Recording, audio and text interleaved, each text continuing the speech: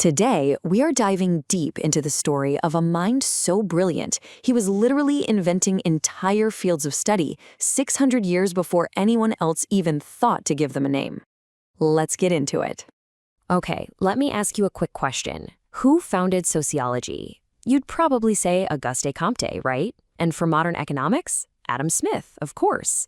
But what if I told you the real answer, the true answer, predated both of them by centuries?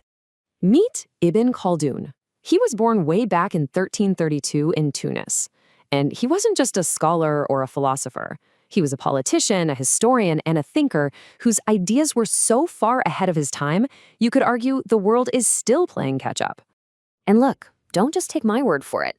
The famous 20th century historian Arnold J. Toynbee put it pretty bluntly. He called Ibn Khaldun's masterpiece, the Muqaddimah, the greatest work of its kind, period. Not of his era, but of any time or place. That's some serious praise. So, what is all the fuss about? What makes this guy so special? Well, prepare to have your mind blown by just how modern his thinking really was.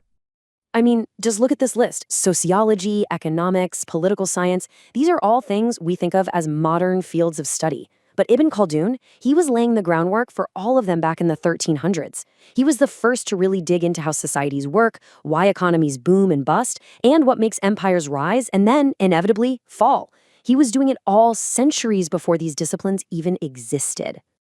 Now, you might think these were just theories from some scholar locked away in an ivory tower.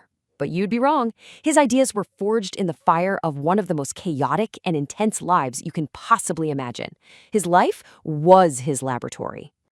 Seriously, his life was a roller coaster. At 17, the Black Death takes both of his parents. Then he dives headfirst into the cutthroat politics of North Africa, serving sultans plotting against them, getting thrown in prison, being forced into exile.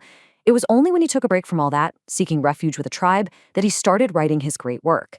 And get this, when he was nearly 70 years old, he was lowered over the walls of Damascus to negotiate face-to-face with Timur, the fearsome Mongol conqueror. This was not just some academic. This was a man who lived and breathed history. And all of that, the triumphs, the betrayals, the chaos, it all led him to search for a pattern.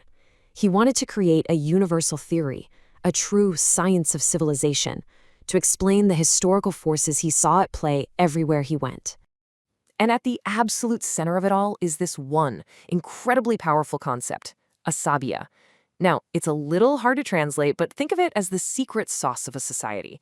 It's that social glue, that group solidarity, that us against the world team spirit that binds people together. For Khaldun, the amount of asabiyyah a group had literally determined its destiny. He used this idea to map out the entire life cycle of empires. It starts with a group that has super strong asabiyyah. They're tough, they're united, and they conquer a decaying empire. Then they build their own dynasty, and things are great. Arts, culture, science, it all flourishes. But then, over a few generations, luxury and comfort set in. That tough solidarity, that asabiyyah, starts to fade. They get soft, and that makes them vulnerable to the next hungry group with strong asabiyyah, and the cycle just starts all over again. Okay, but here's where it gets truly wild. It's one thing to have a theory of history. It's another thing entirely when you put his specific ideas side by side with the famous thinkers who came hundreds of years later. Let's talk about the division of labor. We all learn about Adam Smith and his famous pin factory example in 1776. It's a cornerstone of economics. But Ibn Khaldun? He was writing about the exact same idea 400 years earlier. He explained that when people specialize and cooperate, they produce way more than they could ever need as individuals. It's the same core concept, just 4 centuries ahead of schedule. It's not just that. You've probably heard of the Laffer curve, right? It was this huge idea in 1980s American politics, arguing that if you raise tax rates too high, government revenue actually goes down. Well, listen to what Ibn Khaldun wrote. In a new dynasty, you get huge revenues from small taxes. But at the end of a dynasty, you get small revenues from huge taxes. He perfectly described the dynamic of the Laffer curve 600 years before it had a name. So, why are we talking about this now? What does a 14th century scholar have to do with us?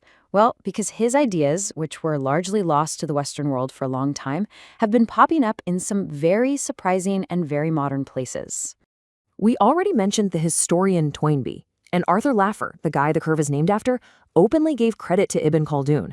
The Nobel Prize-winning economist Paul Krugman has called him a pioneer of social science. But maybe the most shocking place his influence showed up was in the Oval Office. This is the kicker.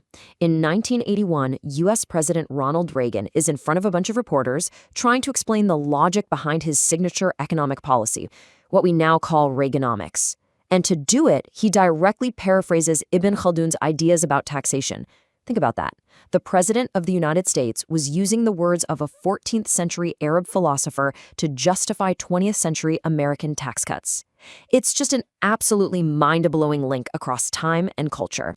When you get right down to it, the story of Ibn Khaldun is about more than just one brilliant man. It's a powerful reminder that our version of history is often incomplete, that there are incredible minds and revolutionary ideas that sometimes just get lost. It makes you wonder, doesn't it? Who else is out there, waiting in the pages of history for us to finally rediscover?